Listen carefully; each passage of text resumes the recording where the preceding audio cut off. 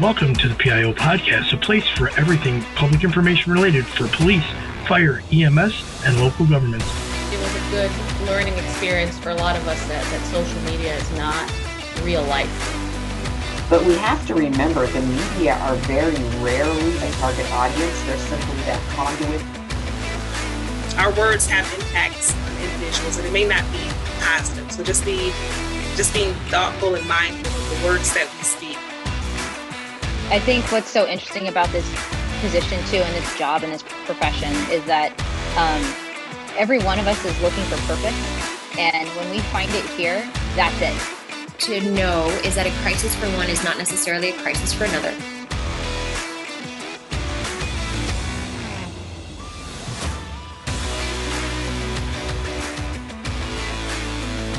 Hey everybody, just wanted to get on here real quick and ask everybody if they enjoyed our content, if they've listened to us, if they want to keep us going, to help support the show. And you can do that by going down to the bottom of the show notes of today's episode and clicking the link and giving us a sponsorship or even just a one-time donation.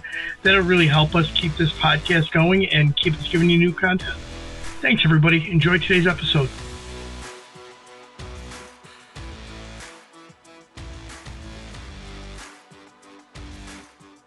Today on the PIO podcast, we have Public Information Officer Darren Wright. He's from the Oro Valley Police Department in Arizona. Darren, welcome to the podcast. Appreciate you being here. Darren, you have an interesting background. You ended up in Oro Valley after you retired, but you were a PIO with the Washington State Patrol for how many years? Total of about 10 years, I think it was. I was a PIO of some sort with the agency. You were a sworn law enforcement officer, though, at the time, correct? Correct. I did 31 years with the State Patrol. I was a trooper, and then I retired as a sergeant, yes. Congratulations. Thank you. I'm glad you safely retired there. That's awesome. Let's talk about basics for Oro Valley. Population, location in Arizona, and then I'll jump in a couple others there. Yeah, well, Oro Valley is a small town. It's just north of Tucson. It's kind of a little town north of kind of a rural, subdivision of, subdivision. Anyways, it's about 48,000 people just north of Tucson. So just a nice little, almost a retirement community. Okay, cool. So how many sworn personnel and how many civilian professional staff does Oro Valley PD have? We have 106 sworn, and we have about 35 civilian staff, records, dispatchers. We have our own dispatch center and stuff like that. And then employees like myself. Okay. What social media platforms are you guys currently running? Primarily Facebook. That's our prime one because that's where our community is at. We have Instagram, which we're not as active on, but we do have it. We're on Nextdoor, and what's interesting is that was a direct result of our community input. That's where they told us they were at and wanted to get information from, so we jumped onto that. We do have a small YouTube channel where we put some of our PSAs and our traffic safety videos on and stuff. But that's kind of the limit to where we're at on our social media. And do you have any plans on launching anything else? Not at the moment. If something comes along, we'd always explore it and stuff, but we don't have any plans right now to expand beyond that there's nothing out there right now that we feel that our community is on that we need to talk to them on. And you have to know your demographic, obviously, in order to... Exactly. Otherwise, you're just wasting your time. What are your thoughts about TikTok as a method to communicate with younger demographics in your community? Well, and that's exactly you hit the nail on the head there. So our community tends to be more of a retired, older demographic, more affluent and stuff like that. They're not on TikTok. That's not where they're at. So we're not going to be there. I don't think we'd use it anyways. The chief's not a fan of it. Lots of just whether the information we have received is true or not about TikTok, it's not worth the risk. Had I worked for the University of Arizona, where our primary demographic is college students, maybe we'd consider it or look into it a little further and maybe look at some other platforms like that. But right now, our demographic tends to be on Facebook primarily, and that's where we'll be at. Okay. So let's change gears here. Let's talk about balancing transparency and protecting an ongoing investigation. As the public information officer, what are the challenges in that balance? It's a walk on a tightrope a lot of times because we want to be transparent. We want to give as much information as we can to the community. Chief Riley here in Oro Valley is very big on transparency. She wants the public to know what's going on to the best we can. So our policy is if there's not a legal reason to withhold it, then we're going to release it and we're going to provide that information when we can. But there's always those investigations you got to protect. You can't give out information that's going to jeopardize an investigation or limit their abilities to move an investigation forward because information's out that they were trying to hold back for investigative purposes. So I try to work very closely with the detectives or whoever's working the case so that I know where those lines are. I keep communication with them so that I can keep the line of communication in the right spot at all times. Okay. And in regards to being notified about those incidents, you have an interesting way of being notified. You have a 2-tier notification system. Could you explain that and what advantages of it are? I do. And it's mostly for the officers that I work with, the people that are going to be dealing with the incidents that may need my assistance. And what I tell all of my guys and gals is that if there's something going on and that you think the PIO should be notified or you would like some help posting something or anything like that, but let's say it's 11 o'clock at night, it's not really worthy of waking me up, but it'd be helpful if I could help. I tell them to text me. My text messages don't wake me up. So if I'm asleep, in bed, not available, I don't answer, then no harm, no foul. But on the other part of that is if you need to get a hold of me, if there's something going on that I need to either help you with or be known about, call me. My phone is, the ringer's on loud. It'll wake me up no matter what. And it definitely does. Then I will get up. I will handle the situation, whether it's responding to the scene or putting the post out or whatever it is. So that little piece right there is what I use to encourage my people to feel comfortable about reaching out to me. They don't have to question whether they know, well, I don't really want to wake them up, but it could be helpful. They text me. And most of the time I go ahead and answer because sometimes it'll wake me up, but I don't let them know that. But they can feel comfortable that I was already awake. They didn't bother me and I'm fair game for that. So it's a way of making them feel more comfortable and encourage them to reach out to me sooner and more often to get that help that they may need that I could provide. Okay. You alluded to something, and I'm assuming that this is what you're alluding to is you said if they need help posting something, so your supervisors and stuff can post to your social media accounts? No, I'm the only one that can post to social media accounts. The supervisors can't. So anything that goes on to social media has to go through me to be posted. So if they found a dog, they lost a dog, they got a missing person, endangered adult or something like that they're trying to find, they want to put a post out or a road's closed, anything like that, that goes through me so I can post it up. And I can post from anywhere. Obviously we have the mobile devices that can do that anywhere, anytime. So they go through me for that. We have not expanded to the point where we have our supervisors doing that. There's really no need. There's so little going on here that I can handle it. Okay.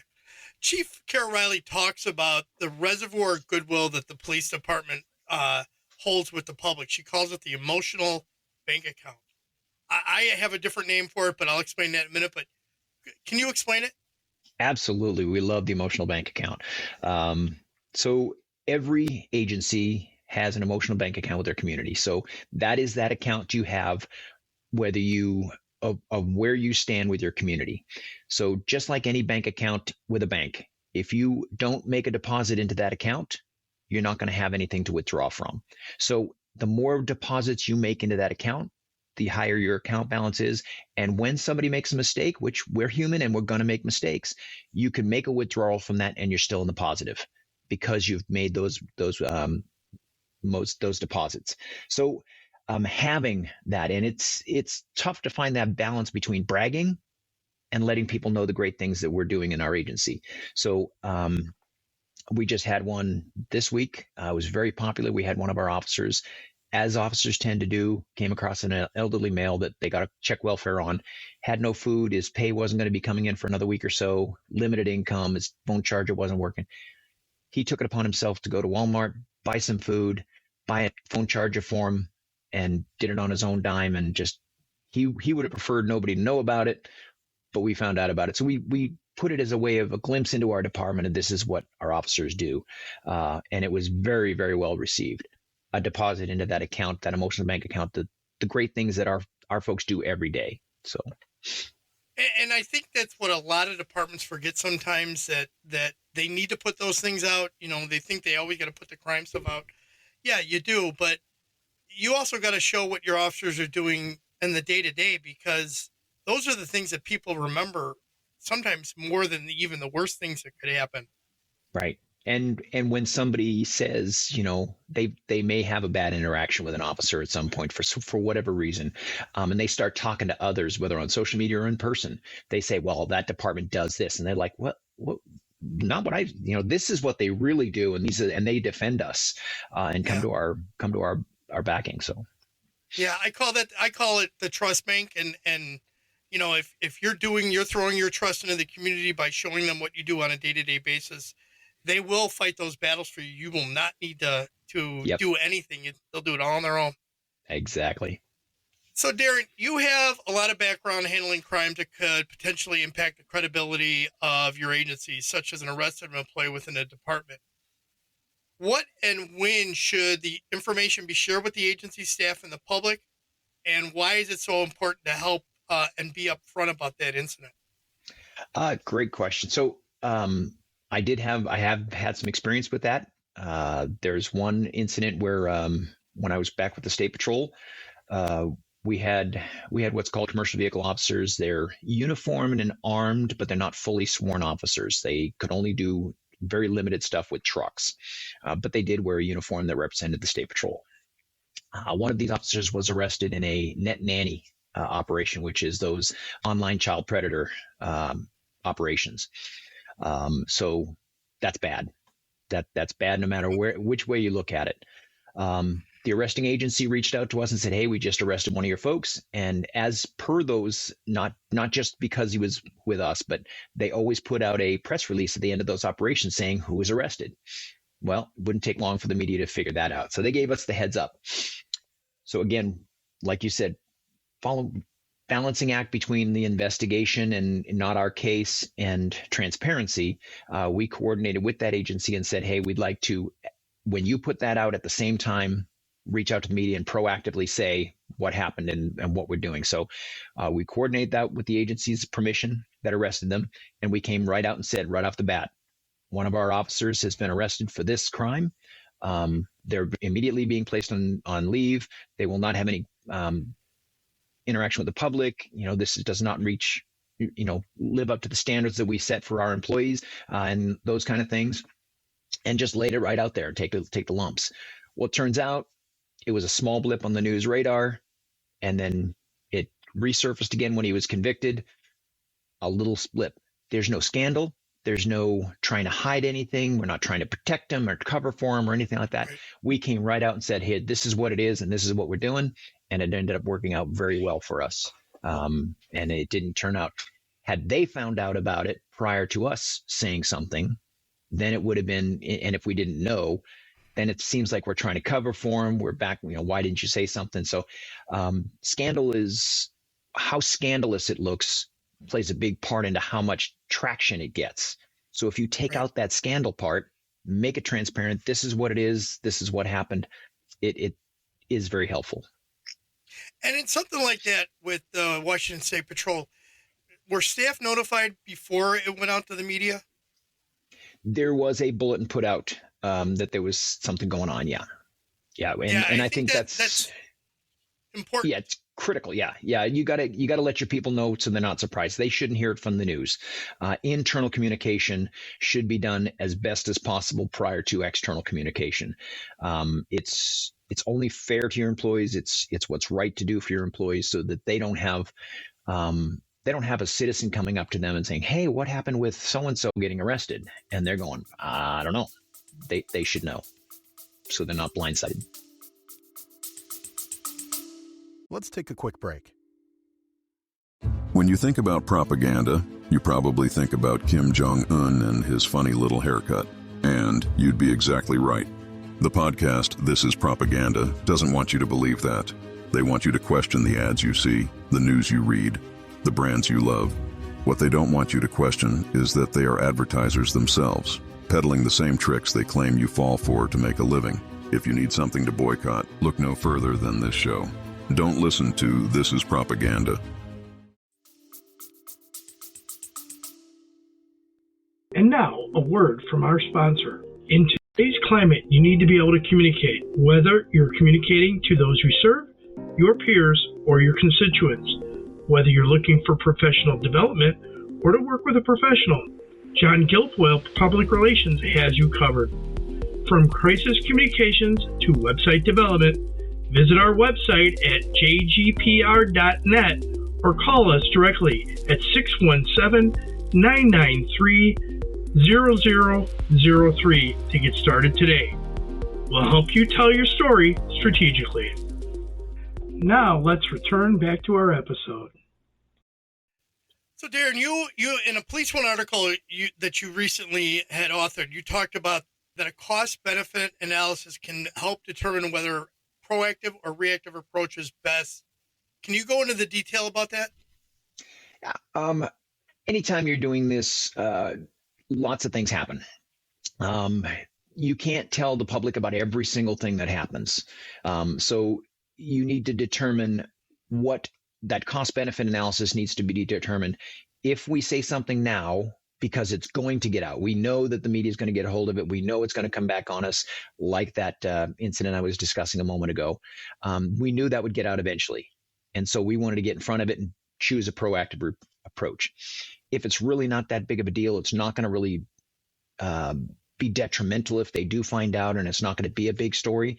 Maybe you be reactive. If they find out, you answer their questions completely and transparently, but you don't have to proactively put it out. So determining what would happen in both cases, that cost benefit, if we put it out proactively, is it going to unnecessarily notify them of something that really isn't anything and make a big deal of, or do we wait, and in that case, wait to react to what their question and answer them honestly, or do we know this is going to get out and be a big deal if we don't say something?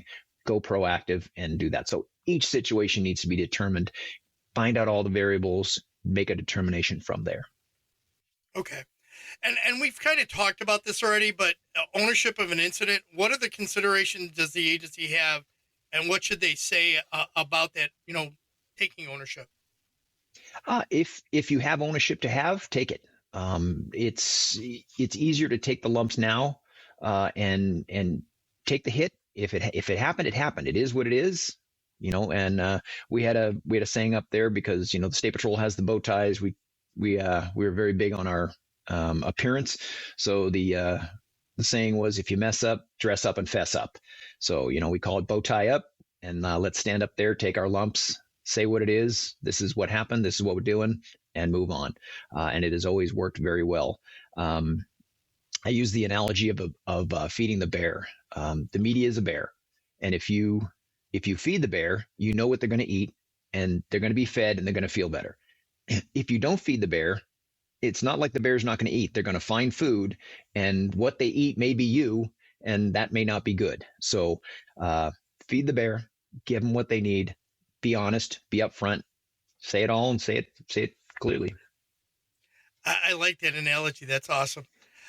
So a thought came up into mind about recruitment. How are you guys doing on staffing, and what are you doing for recruitment? We aren't doing very much for recruitment. Fortunately, we're one of the rare agencies around the country that is actually not only fully staffed, but has actually hired for our upcoming retirements and stuff like that. So we currently do not have any vacancies. We're short-staffed as far as we still have some people in the academy. They're not up to speed, still on FTO and stuff like that. But we're very blessed and very fortunate that we're not hurting for staffing as like some agencies are. So we do some recruiting. We do some social media recruiting, but it's a low priority thing right now because it's not an issue for us. What do you think is the factor that you're the anomaly instead of the, like everybody else? Easy. Leadership and culture. Leadership and culture is all about it. Agencies around us do have vacancies. There are they're having to actively recruit to fill their vacancies and stuff. The leadership and the culture of this agency is one that everybody wants to be here. So we're a draw, and it's a great place to work. We're supported. The chief has an exceptionally well thought out, multi-tiered wellness program, including a wellness dog, which I'm fortunate enough to be the handler for. It's the part of my job, and it's just great. People are cared for, and it shows. Outstanding. I thought that just came into mind about the whole recruitment thing is, so you guys are recruiting for retirements that are going to happen. So you kind of have an estimation of when somebody's going to go, and you're hiring that person before they retire? Yeah, we're trying to get them up to speed, so it's a more seamless transition.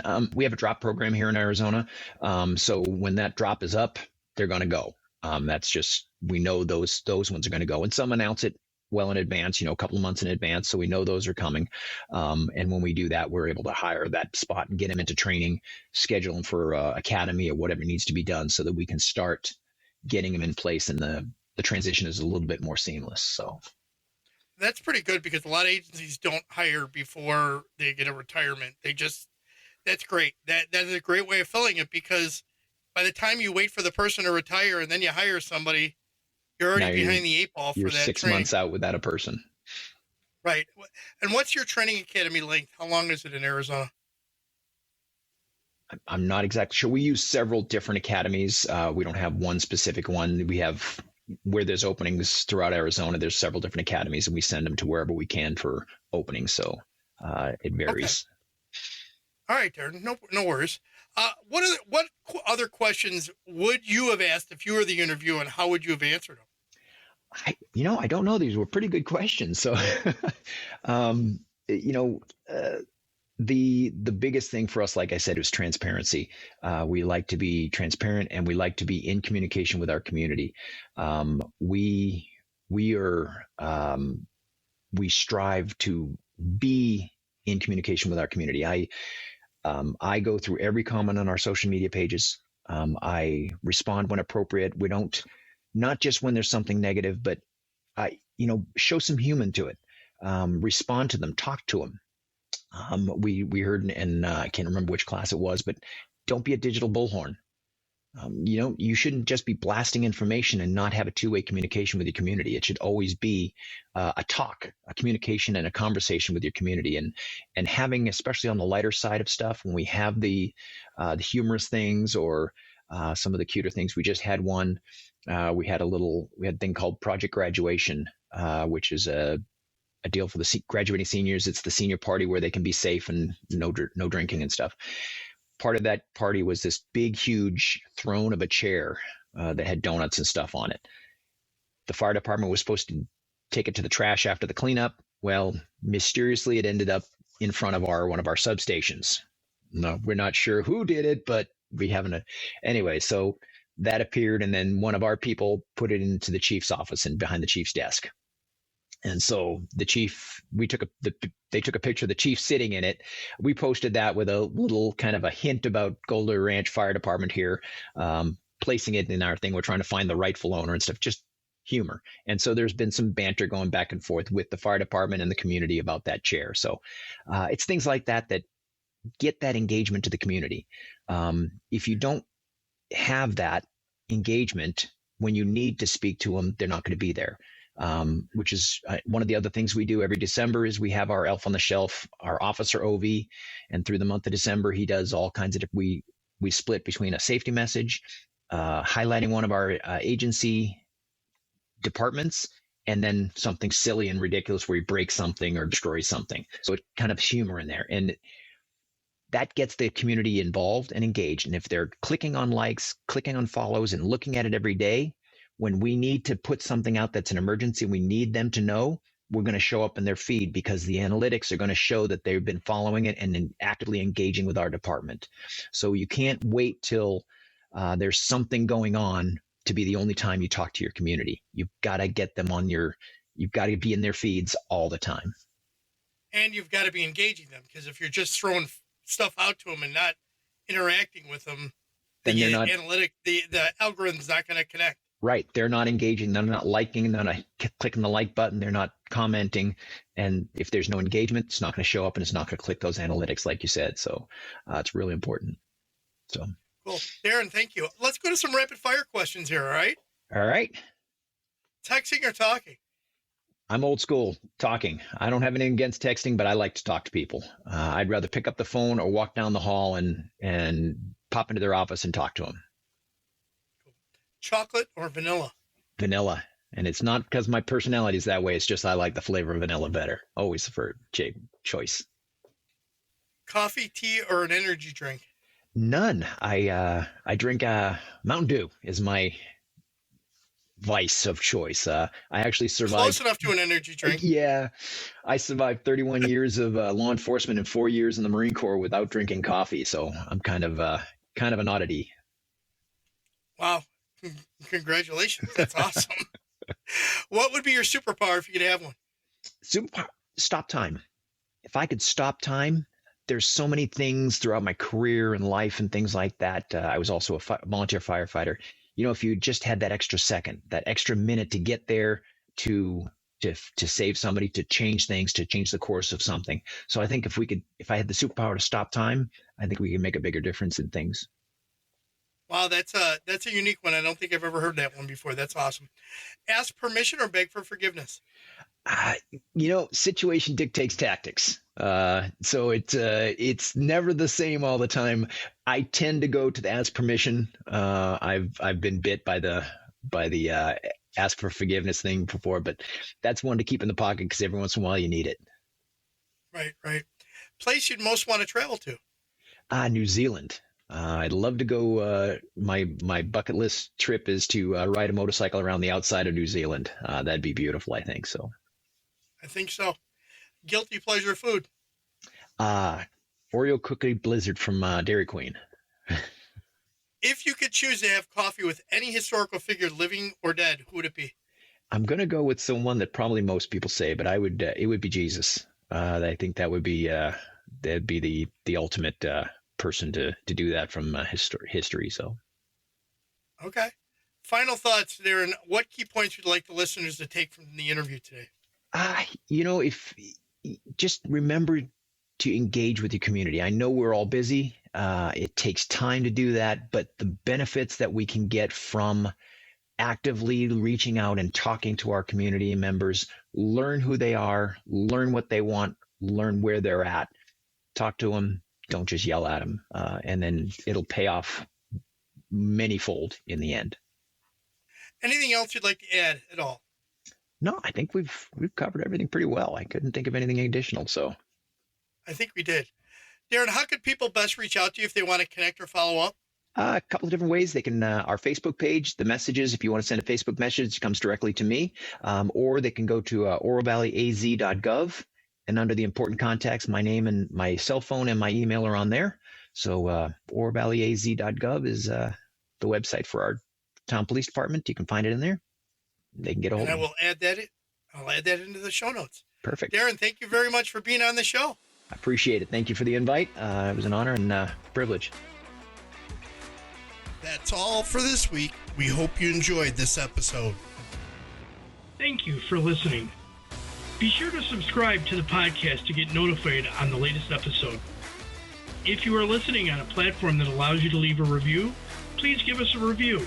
Any review is appreciated. To support our efforts with the PIO podcast, you can click on the support button in the show notes, and any donation is appreciated. Thank you.